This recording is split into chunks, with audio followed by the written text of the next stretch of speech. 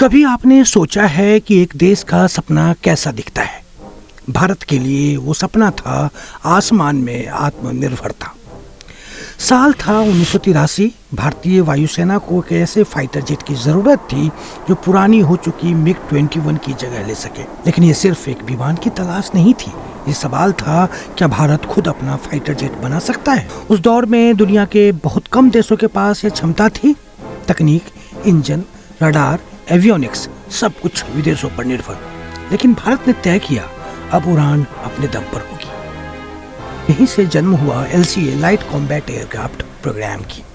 जिम्मेदारी मिली Hindustan aeronautics limited, ADA और DRDO को। लेकिन राह आसान नहीं थी। भारत के पास न आधुनिक फाइटर डिजाइन का अनुभव था, न फ्लाई बाय वायर तकनीक थी, न ही कंपोजिट एयरफ्रेम में महारत। और फिर आया 1998 पोखरण परमाणु परीक्षण।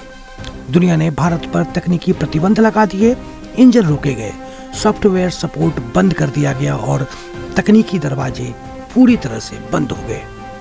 उस वक्त कई लोगों ने कहा LCA कभी नहीं उड़ पाएगा, लेकिन वैज्ञानिकों ने कहा अब तो उड़ाना ही होगा। और फिर 4 जनवरी 2001 बेंगलुरु के आसमान में एक हल्का तेज स्वदेशी विमान उड़ा। उसका नाम था तेजस। वो सिर्फ एक जेट नहीं था, वो भारत के आत्मविश्वास की पहली उड़ान थी।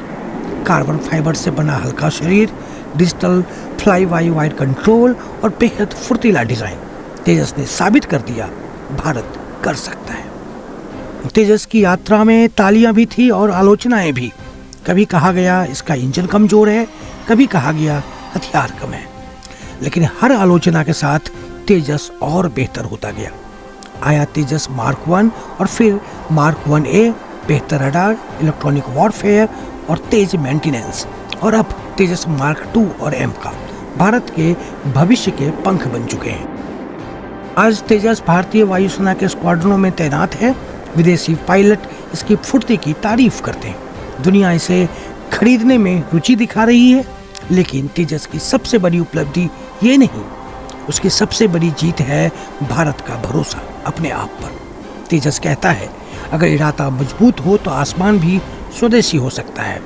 तेजस एक विमान नहीं, भारत की सपनों की उड़ान है।